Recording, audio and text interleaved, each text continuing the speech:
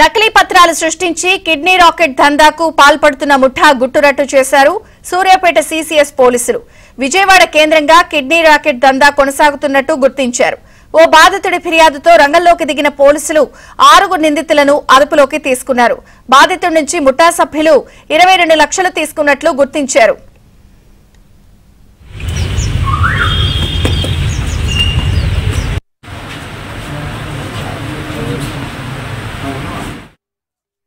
కోదాడ పట్టణాన్ని పరిధికి చెందిన ఒక వ్యక్తి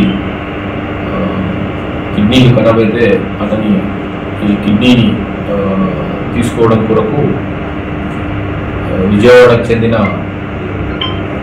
అమెరికన్ కిడ్నీ సెంటర్ హాస్పిటల్ని వాళ్ళు ట్రీట్మెంట్ కొరకు వెళ్తే అక్కడ కొంతమంది బ్రోకర్లు అతనికి చట్ట నిబంధనలకు లోబడే కిడ్నీని సమకూర్చమని చెప్పడం వల్ల దానిని నమ్మిన బాధితుడు అతనితో కలిసి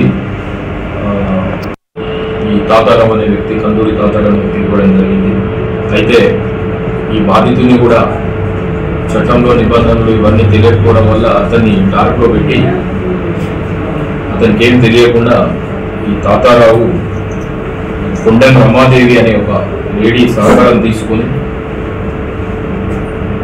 ఈ మానవ అవయవాలు టిష్యూల యొక్క ట్రాన్స్ప్లాంటేషన్ చట్టంలోని కొన్ని నిబంధనలను ఆసరాగా చేసుకొని ఫోర్జ్డ్ డాక్యుమెంట్లను క్రియేట్ చేయడం జరిగింది.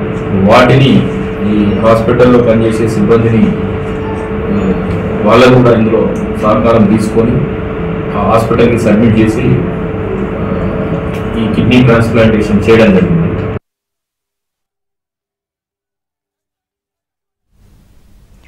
నకిలీ పత్రాలు సృష్టించి కిడ్నీ రాకెట్ దందాకు పాల్పడుతున్న ముఠా గుట్టురట్టు చేశారు సూర్యాపేట సీసీఎస్ పోలీసులు.